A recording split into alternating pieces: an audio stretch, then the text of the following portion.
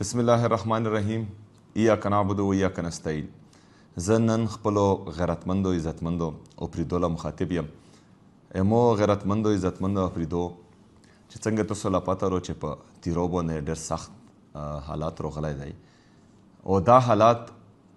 چې کوم دي په خپله نه دی راغلی، دا چې کوم دي جبرن مسلط شوی دی په تیرو باندې. چې څنګه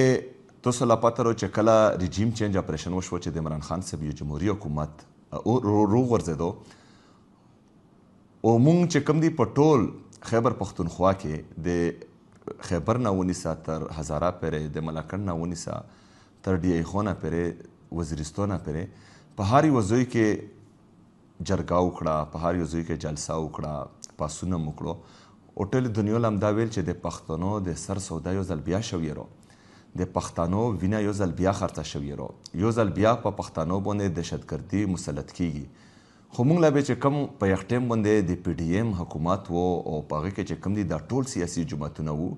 هغو به دا خبره کوله چې نه دا پروپاګنډه کوي، دا دروغ ویایي، دا دروغزن دي. موږ ته بیا وویل چې عین په غرونو باندې د غرونو نارکوزیږي، هغو نه منله. هماغه شانتې به چې دا دروغ ویایي، نو بیا چې کوم دي د غرونو نه به زورونه لا راغلل. خو ډیر خلک چې کوم دي د مونږ غیرتمند پښتانه هغه رووتل، هغه په غټ تعداد کې رووتل. هغه وویل چې دا پالیسي د بند کمرو پالیسیونه مونږ لا نه دي قبول، مونږ دا دهشتګردي یو ځل په خپله خوره باندې نه منو. د یغو عضلانه چې هغه کومې ضلعې دي د هغو نه چې کوم دي وتښتول، نن ولته چې کوم دي الحمدلله د الله په فضل امن دی. خو بدقسمتۍ نه چې په کومو ضلعو کې دغه شی سیریس ونه خستل شو، نن ویلته چې کوم دي مونږ د بدامنۍ شکار یو. بهرحال وخت اوس هم دی تللی چې څنګه یو ځل مخکې په بند کمرو کې فیصله شوې وه چې د عمران خان صاحب حکومت پر غورځوو،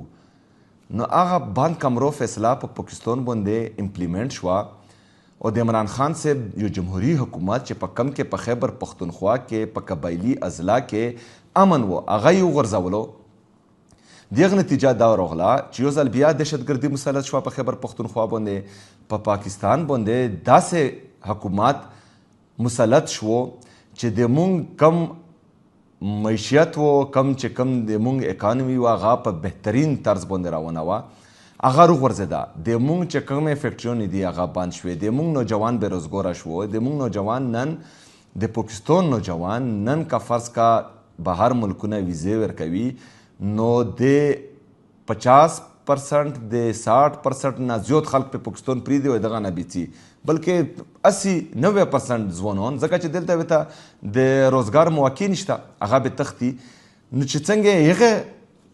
بند کمرو فیصلې نقصان کړی دی پاکستان له، همدا شانتې چې دا کم د دهشتګردۍ یو ځل بیا لهر په خیبر پښتونخوا باندې مسلط شوی دی په بند کمرو کې، د دغه هم نقصان دی.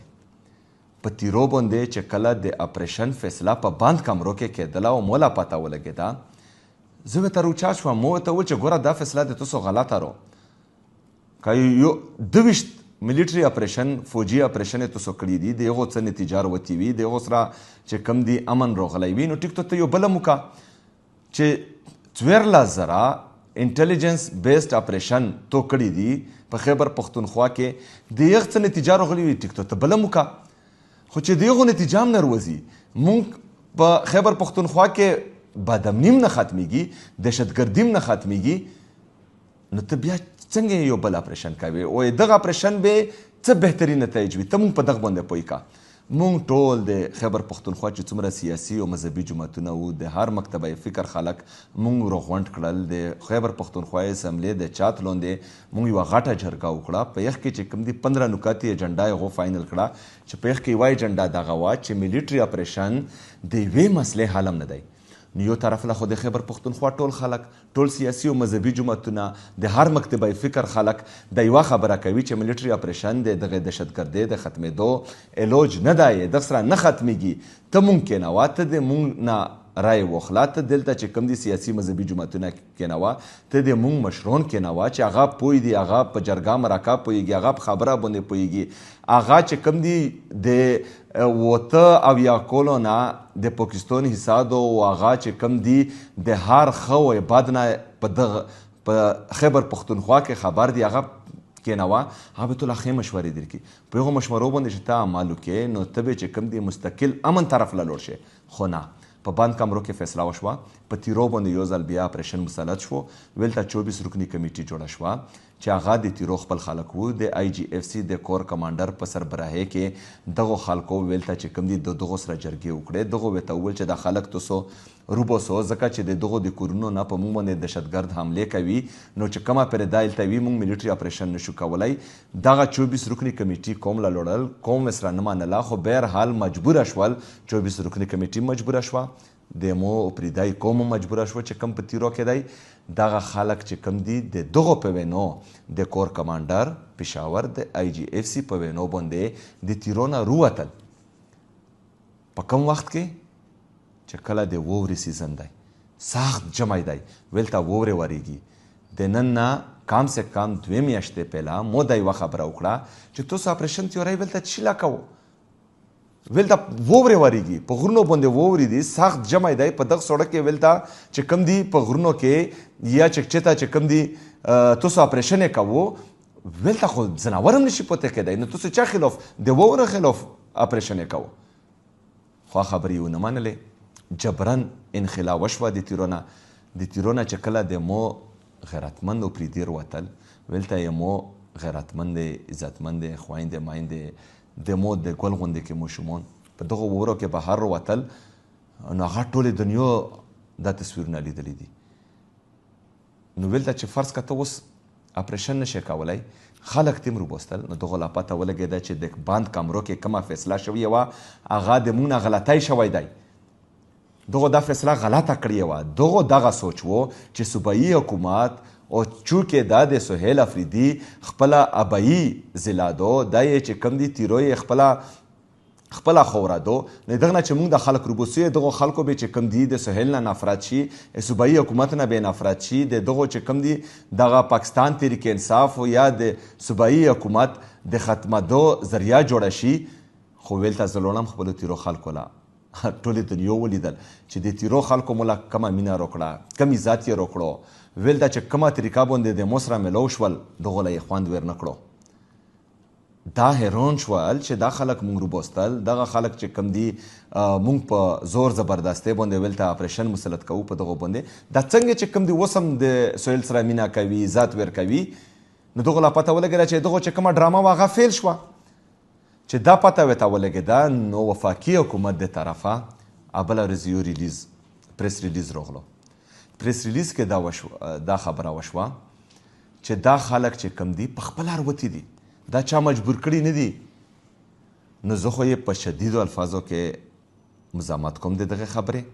ځکه چې مو د تیرو خلکو د مو د تیرو پریدو د مو د تیرو مشرونو کشرونو خویندو میندو قرباني ورکړه دغه ملک دپاره دغه قوم دپاره یو ځل بیا هغه رووتل د خپلو کورونو نه خپل کورونه څوک هم چې کوم دي په خپله خوښه باندې نه پرېږدي دا چې کوم دي سره چا ذهن نه مني چې زه به خپل کوله پرېږدم او زه به چې کوم دي د په خوشحالۍ باندې پرېږدم په زور باندې یې دا وخت کې دي خو د وفاقي حکومت دغه پریس ریلیز دا انتهایی خطرناک دی دا د صوبې او د ادارو په منځ کې چې کوم دي جګړه جوړېدل دي دا د صوبې او د وفاق په منځ کې جګړه جوړېدل دي دا د اعتماد د فقدان هغه لیول به راولي چې د دا نه بعد به چې کوم دي نه موږ په ادارو باندې اعتماد کوو نه به چې کوم دي په وفاقي حکومت باندې اعتماد کوو او دا به چې کوم دي د صوبه او د ملک بل طرف لا بوځي مو ورته چې څنګه دو پریس ریلیز وکړو مو ته چې په دا باندې معافي وغواړو د مو د خلکو نه د مو د قوم نه او دا پریس ریلیز واپس واخلو کینې زه به ورڅم خپلو خلکو له خپلو پریدو له خپل د خیبر غیرتمندو خلکو له زه به ویلته چې کوم دي د اتوار په ورځ باندې په 2 بجې په جامرود فوټبال سټیډیم کې زه جرګه راغواړم د دغو ویلته به چې کوم دي زه دغو نه پوښتنه کوم دغه هر یو شي چې تاسو په زور راوتي یو په زور چارو وخت کې یو که په خپله باندې راوتي یو دا قوم به فیصله کوي دا قوم به دغه دنیا له ویایي چې موږ یې په زور باندې راوخت یو چې یو ځل دغه خبره چې کوم دي زه راوخلم او ټولې دنیا له وښیم چې دا په زور راوتي دي دا په خپله باندې نه دي راوتي نو بیا به انشاءالله ویلته زه د مخکې لا عمل اعلان هم کوم نو تاسو ټول چې څومره د مو د خیبر اوسېدونکي اقوام دي که هغه پریدای دی که هغه شلمانی دی که هغه شینوری دی که هغه ملګری دی په 2 بجې د اتور په ورځ باندې جمرود فوټبال سټیډیم له زون ورسوو. دا به انشاءالله تعالی موږ دنیا له ښیو چې د موږ سره ظلم روان دی، د موږ سره جبر روان دی. په موږ باندې یو ځل بیا اپریشن مسلط شوی دی چې کومه د بند کمرو فیصله وه چې اوس ورته پته ولګېده چې ویل ده چې کوم دي موږ په دغه کې ناکامیږو نو په خیر رستو کوي، په خیر رستو کېدو له به یې نه پرېږدو. دویمه خبره، زه چې کوم دي د خپلو پښتنو سره ویلوړ یم، زه د خیبر پښتونخوا ټول عوام سره ویلوړ یم، ځکه چې د مو خیبر پښتونخوا لیبارټري نه ده چې هر یو سړی به ارڅي خپلې فیصلې به کوي، بند کمرو فیصلې به په موږ باندې مسلط کوي، خپلې تجربې به کوي. دا څه لیبارټري ده؟ دا چې کوم دي کیړې مکوړې دي د خیبر پښتونخوا خلک. د موږ د پښتنو وینه دومره سپکه ده چې هر سړی به ارڅي او وینه به مې غورځوي او بیا به څوک د پښتنو نه وي. دا نه مخکې به نه وای. اوس زه شته یم، انشاءالله کوم به یې په آخري حد پرې به څم، د وینې آخري قطره پرې به انشاءالله تعالی د خپلو خلکو سره زه ویلوړ وم. زه به وروستو کېږم نه، خو د مو توقعات توسو به د مو سره انشاءالله ودرېږو. ټول پښتون قوم به یې مو سره ودرېږي، د خیبر پښتونخوا عوام به د مو سره ودرېږي، د پاکستان عوام به یې مو سره ودرېږي انشاءالله تعالی. او دغو له به شکست ورکوو، دغو له به ښیو چې بند کمرو فیصلې پاکستان له هم نقصان ورکوي، صوبو له هم نقصان ورکوي. دا مزید موږ په یو صورت باندې هم نه منو. خو دغه پریس ریلیز نقصان چی وشو؟ نقصان دا وشو چې دا 24 رکنی کمیټي چې کومه د IGFC او د کور کمانډر په سربراهۍ کې جوړه شوې وه، چې کومو جرګې شوې دي، دغو سره میټینګونه شوي دي، دغو سره وعدې شوي دي 24 رکنی کمیټۍ سره. یو خو دغه پریس ریلیز سره د کور کمانډر IGFC اعتماد بالکل زیرو شو. دا نه بعد به نه سرکوري خلک، نه قومي خلک، نه مشرون، نه کشرون، نه چې کوم دي حکومت دغه خبرې سیریس اخلي، ځکه چې دغه خو څه حیثیت پاتې نه شو. سبا به دلته چې کوم دي دا بله خبره وکړي، بیا به بله خبره وکړي او دلته به مرکز نه وایي چې نه دا خبرې چې کوم دي فضول دي، نو دغه هېڅ حیثیت پاتې نه شو. دا انتهایي خطرناکه خبره ده. دویمه خبره چې دا 24 رکنی کمیټي دغه د IGFC او د کور کمانډر په خوله باندې د قوم سره وعدې کړي دي، 2 میاشتو کې به چې کوم دي دا خلک واپس بوځي، دا ودان د دغو په خوله باندې شوي ده. مو ته ویل ته چې کوم دي په بوړا کې دا خبره وکړه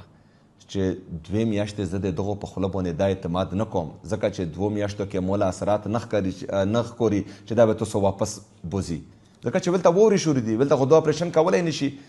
دا خو صرف د مو خرابېدو دپاره، د صوبایي حکومت د خرابېدو دپاره دغه اپریشن و چې کومه د روپو دا ده زه یې سره ویلوړ یم، مو ریلیز کړي دي. ښه په هغو روپو باندې هم دغو له تکلیف دی. دا تکلیف ته څه دی؟ دا تکلیف ته ځکه دی چې د موږ ټولو پښتنو له پته چې کله دنه مخکې اپریشن کېدلو چې کم کوله به ویرون شي، کم کور به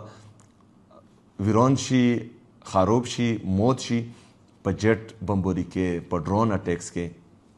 یغو دپاره به 4 लाख روپۍ موږ ورکوو. مخکې اپریشن کې دا وعده شوې وه، اوس اپېرې هغه وعده نه ده پوره شوې. موږ د نارت وزیرستان چې کم ملګري دي، ورونه دي،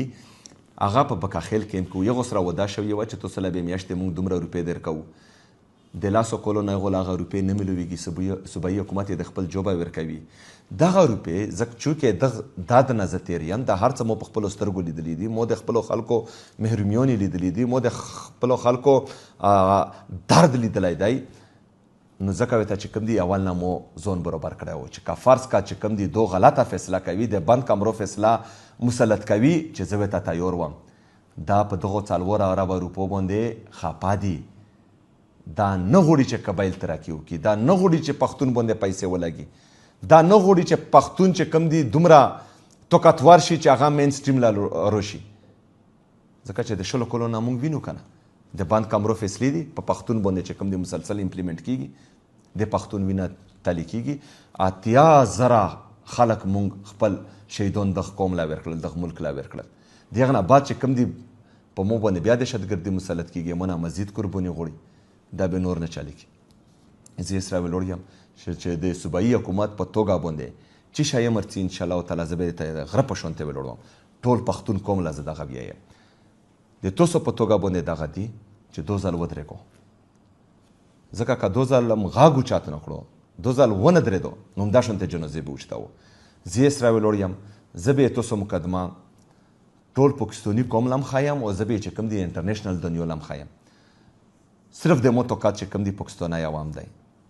د خیبر پښتونخوا عوام دی، تاسو چې د خپل حق دپاره ودرېږو انشاءالله زه د صوبې چیف ایگزیکټیو د عمران خان داسې په یې سره د غره غوندې کې ولاړ دی انشاءالله تعالی نه مو ډرولی شي نه مو اخیستی شي پوره دنیا د مو قیمت نشي لګولی انشاءالله تعالی زه به یې سره ولاړ وم تاسو ودرېږو ډېره شکریه مهرباني و ما علینا الا البلاغ